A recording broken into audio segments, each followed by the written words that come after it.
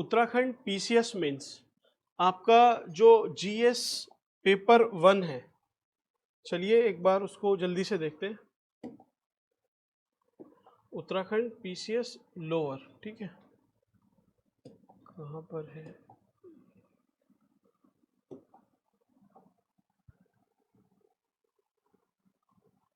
ठीक है, चलिए एक बार इसमें मेंशन करते हैं आपका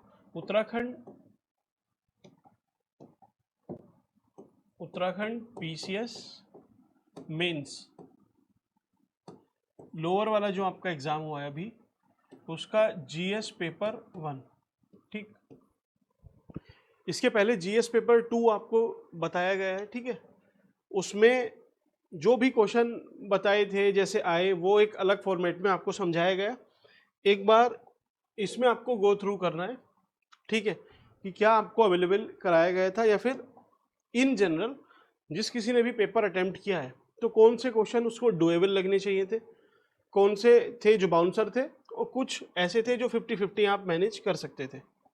तो इसमें पहला क्वेश्चन, भारत छोड़ो आंदोलन, causes of quit India movement, और इसके बाद अंडरग्राउंड एक्टिविटीज़, ठीक है। तो ये भी 1942 से, जनरली सबका ये गांधीनियन एरा के बाद से, जब आपका 1915 में गांधी जी आ जाते हैं, 15-16 से फिर वो भाषण वगैरह देते हैं, तब से लेके गांधीनियन एरा के बाद आप टिल इंडिपेंडेंस सबका इसमें तैयार रहता है।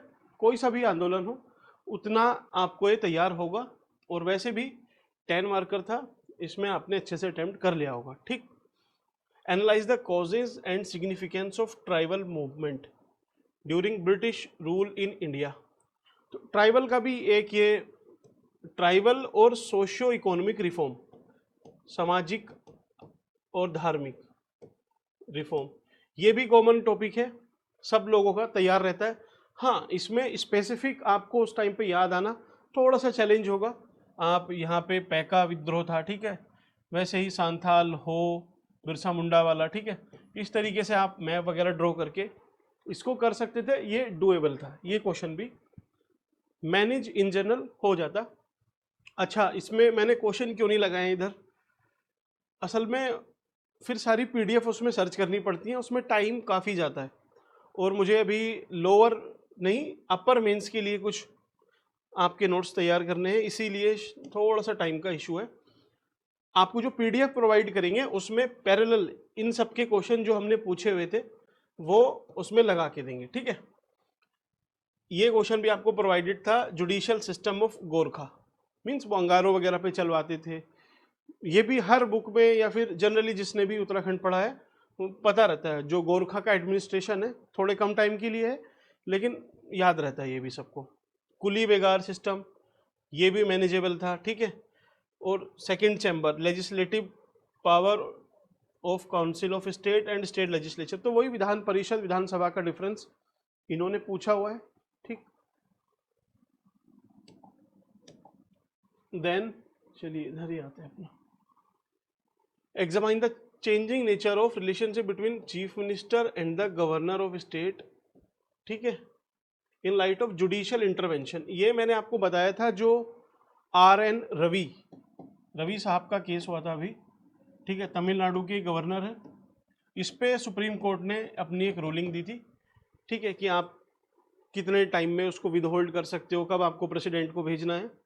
और फिर इसके बाद विवाद शुरू हुआ, हमारे जो वाइस प्रेसिडेंट थे, अब तो एक्स वाइस प्रेसिडेंट बने हैं, ठीक है, जो जगदीप धनखड़ साहब थे, उन्होंने फिर बोला भी था कि सुप्रीम कोर्ट के पास एक तरह से ये सुपर पार्लियामेंट्री पावर है, वो कुछ भी मन चाहे मन से कर रहे हैं, ठीक है, ऐसे कुछ करके बोला था। तो मैंने आपको शायद किसी वीडियो में बताया भी था, ठीक। इम्पैक्ट ऑफ क्लाइमेट चेंज, ये ऐसे में भी पूछा है उसने, और क्लाइमेट चेंज इन उत्तराखंड या फिर इन जनरल भी सबका तैयार होगा, तो ये भी मैनेजेबल था, ठीक। Throw light on the role of Uttarakhand minority commission, improvement in the condition of minorities, ये एक थोड़ा सा चैलेंजिंग था आपके लिए, ठीक। फिर भी इसमें बेसिक बेसिक सबने लिखा होगा, इसको चलिए यहाँ से देखते हैं। Model code of conduct, citizen charter, इसके ऊपर मैंने आपको पूरा एक पेज का नोट्स वगैरह सब कुछ दिया हुआ था। ठीक, गढ़वालीज का क्या इंडियन नेशनल आर्मी में रोल था, ये स्पेसिफिक आपको याद होना थोड़ा सा चैलेंज होगा, एक दो नाम याद रहेंगे, बाकी फिर भी क्योंकि 8 मार्कर है, 3-4 नाम भी लिख के काम हो गया होगा। अशोका की धम्मा पॉलिसी, ठीक है, एथिक्स में आपको कराया था। देन कैरेक्टरिस्टिक ऑफ भक्ति मूवमेंट, इस पे पूरा जो आपको मेडिवल की पीडीएफ दी थी उसमें पहला पेज ही इसका है। ठीक, और उसमें शायद 2-3 पेज तक इसका एलेबोरेशन था, तो ये वहाँ से आपका हो गया होगा। हेमकुंड साहिब, ये भी मैंने उसमें पूछा हुआ है, 4 धाम जब पूछे थे, 4 धाम, उसमें हेमकुंड साहिब का सिग्निफिकेंस भी पूछा हुआ है आपसे। ई गवर्नेंस में मैंने आपको डायग्राम भी बताया था। ठीक है, इस तरीके से कुछ याद कर लेना इसको। ये 4 पार्ट में था कि पहले आपको आईटी ऐसे कुछ करके है, मीन्स अभी रिकॉल नहीं हो रहा है, लेकिन हाँ ये मैंने आपको कराया हुआ है। ठीक है, और सबका ये तैयार होगा, इसमें कुछ ऐसा रॉकेट साइंस नहीं है। ये सारे क्वेश्चन अभी तक जितने बताए हैं सबके इन जनरल तैयार होंगे, चाहे किसी ने किसी भी टेस्ट सीरीज से किया हो, किसी भी कोचिंग से किया हो, किसी भी बुक से पढ़ा हो, ये सारे डुएबल क्वेश्चन हैं। ठीक है, तो इसमें मैं कोई अपने लिए ऐसा वो नहीं है कि क्रेडिट चाहिए। हाँ, ये क्वेश्चन है जो थोड़ा क्या पूरा ही चैलेंजिंग क्वेश्चन है। क्या है? Short note on Uttarakhand Deendayal Upadhyay Griha Awas योजना।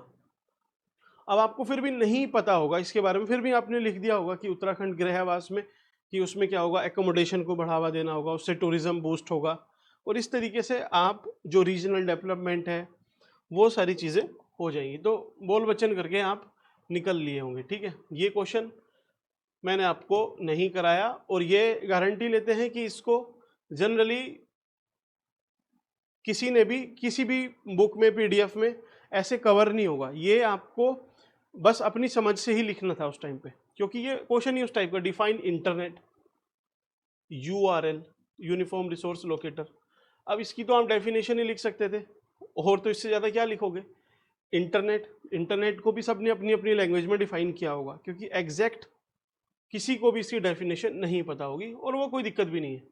बाकी various step to send an email in a user having email ID, ये तो आपसे पूरा एक ईमेल भेजने के लिए बोल रहे हैं, कैसे आपको भेजा, आपने कैसे भेजा वो मुझे पता नहीं। ठीक है, बाकी ये रियल एग्जाम में बहुत चैलेंजिंग क्वेश्चन है।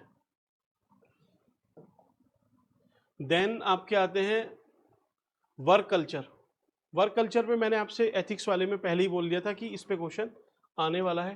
ठीक, आप अगर एग्ज़ाम अपना जो फर्स्ट लेक्चर था शायद एथिक्स का, उसके 2-3 लेक्चर बाद ही वर्क कल्चर पे पूरा एक्सप्लेन किया था, और एग्ज़ाम से शायद 3 दिन पहले जब आपको सेमीकंडक्टर वाली वो एक न्यूज़पेपर की क्लिप सेंड की थी मैंने, तो उसी में मैंने लिखा था कि वर्क कल्चर एथिक्स के लिए एक बार देख लेना अच्छे से। ठीक, तो ये वहाँ से बन जाएगा। देन इंफॉर्मेशन एंड ट्रांसपेरेंसी, ये भी आपको कराया हुआ है।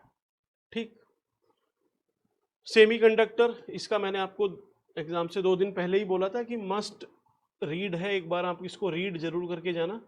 और यहाँ से चलिए, फॉर्चुनेटली उसने पूछ लिया। ठीक, एक्सियम फॉर्मेशन ये नहीं कराया गया है। ठीक है, और ये थोड़ा बहुत ही इसको इसके बारे में पता होगा, बाकी आप इसरो के आसपास कुछ लिख के फिर भी बच सकते हो। ठीक है, मीन्स कुछ मार्क्स एटलीस्ट आप ले आओगे, ऐसा नहीं है कि इसमें 0 रहे होंगे।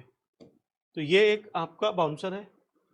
Critically analyse the role of society in, क्या है, restoration of human values and aptitude. Human values, aptitude, attitude, तीनों अच्छे से इलेबोरेट किए हुए हैं। देन लास्ट है आपका एजुकेशन प्ले इंपॉर्टेंट। तो एजुकेशन का भी मैंने आपसे बोला था कि अकॉर्डिंग टू पेस्टोलॉजी है, पेस्टोलॉजी तो वो पेरेंट्स के लिए हो जाएगा, home is the first school and mother is the first teacher, ऐसे कुछ करके कराया था। ठीक है, ये भी आपको कराया हुआ है क्वेश्चन। ठीक है, तो 19 और इसके पहले ये 17, 19 और 17, ये 2 क्वेश्चन थे जो बिल्कुल भी नहीं कराए आपको। ठीक है, नहीं प्रोवाइड किए थे। फिर भी इसमें आधा क्वेश्चन कि आप इंटरनेट को डिफाइन कर सकते हो, URL के बारे में भी चाहे फुल फॉर्म ही लिखी हो आपने, आप इसको भी लिख सकते थे। ईमेल में वहाँ पे एग्जैक्ट लिखना ये टफ था, तो इसमें सबके साथ ही चैलेंज आया होगा, ठीक। और एक ये गृह आवास योजना, तो गृह आवास भी आपका 50-50 है। बाकी सबका लगभग सेम सही है। आप सब जो भी इस वीडियो को देख रहे हैं, आप एनालाइज आपने भी किया होगा, और आप जब इससे रिलेट करोगे तो आपको भी लगेगा कि हाँ लगभग बाकी सारी चीजें मैनेज हुई, कुछ यहाँ पे चैलेंज आया। अब आपको देखिए ये 20 क्वेश्चन, ये 20 क्वेश्चन है सपोज, 1 सेकेंड, ये 20 है। इसमें से अगर आपको 10 क्वेश्चन बहुत अच्छे से आते हैं, ठीक है, जो कि आने भी चाहिए, इसमें क्वेश्चन वैसे हैं भी, आप हेमकुंड साहिब है, ठीक है, और इसमें तो ई गवर्नेंस एथिक्स के इतने सारे क्वेश्चन थे, तो 10 क्वेश्चन आपको अच्छे से बढ़िया से आते हैं, ठीक। यहाँ पे आपने स्कोर किया अच्छा। दूसरा, अब लगभग इसमें से 5 क्वेश्चन आपको मीन्स पढ़े हुए हैं, समझा हुआ है, लेकिन एक्चुअल एग्जाम में वो उस टाइम पे रिकॉल नहीं हो पाया, भूल गए, कुछ मिस हो गया, कुछ क्वेश्चन आपके इस तरीके के होंगे, ठीक। बाकी 3 क्वेश्चन जैसे गृह आवास, URL इंटरनेट वाला, और आपका एक लास्ट कौन सा था, ये 3 क्वेश्चन आपको बहुत टफ लगे होंगे, आप इसमें हार्डली 30% या 40% ही लिख के आ पाए होंगे। तो 18, 1-2 क्वेश्चन किसी को इस 10 में 12 आते होंगे, किसी को नहीं आते होंगे, तो बस उतना ही डिफरेंस है। बाकी अब किसी ने अच्छा पूछा भी था कि सर कितने मार्क्स चाहिए इसे क्लियर करने के लिए, तो पहली चीज़ की कॉपी रिलेटिवली चेक होती है। दूसरी, आप मुझे बता दीजिए आपके कितने मार्क्स आ रहे हैं, तब हम बता देंगे कि अच्छा कितने मार्क्स चाहिए। होपफुली आप समझ गए होंगे मैं क्या बोलना चाह रहा हूँ। देखिए ऐसे ये प्रीलिम नहीं है कि इसमें कट ऑफ को प्रिडिक्ट कर देगा, वो कितनी भी जा सकती है, जिसको जैसे मार्क्स मिल रहे होंगे या जैसी मार्किंग होगी उस हिसाब से होगा, तो वो आपके मेरे हाथ में नहीं है। आपका लगभग इसी लाइन पे है कि हाँ आपने 8-10 क्वेश्चन बहुत बढ़िया किए, बाकी 4-5 में थोड़ा सा भूल गए थे, याद नहीं था या लिख नहीं पाए, टाइम का इशू था, वो अलग चीज़ है। ये 3 क्वेश्चन आपको नहीं भी आते तभी भी कोई दिक्कत नहीं है। बाकी आप सब जानते हैं कि आपने कैसा अटेम्प्ट किया है, ठीक है। तो चलिए, ये लोअर PCS का मेरी साइड से था। पूरी प्रिपरेशन में मींस एक तो टाइम ही कम मिला, हार्डली 45 डेज, 50 डेज लगा लीजिए, इतने दिन थे। अब उसमें इतने कम टाइम में इतना बड़ा सिलेबस, जो इवन आपका अपर से भी ज़्यादा है, अपर का जो मेंस है वो फिर भी इजी है, उसमें स्टैटिक्स और इतनी रैंडम ऐसी चीज़ें नहीं है, इसमें इतना सब कुछ था। उसको क्वेश्चन आंसर फॉर्मेट में अलग अलग तरीके से, जैसे मैंने इथिक्स आपको समझाया पहले, लेकिन फिर मुझे लगा कि अगर इथिक्स में इतने दिन लग रहे हैं, 10 से 15 दिन, तो आप फिर history, polity, economy, geography, Uttarakhand, statics, ये सब करंट वगैरह आपका छूट जाना है। तो फिर उसको मोल्ड करके मैंने आपको क्वेश्चन आंसर फॉर्मेट में दिया, आपने लिखा, रटा, कुछ समझाया भी आपको, तो उस तरीके से ये मैनेज हो पाया। अदरवाइज देखिए 50 दिन में उससे ज़्यादा मैनेज करना आपके लिए भी पॉसिबल नहीं था, और मेरे लिए क्या है, मैं तो प्रोवाइड कर देता, बट एंड बाकी all the best to you. Hopefully ज़्यादातर लोग इसमें अच्छे से, जिसने मेहनत की है वो क्लियर करके आए। Thank you.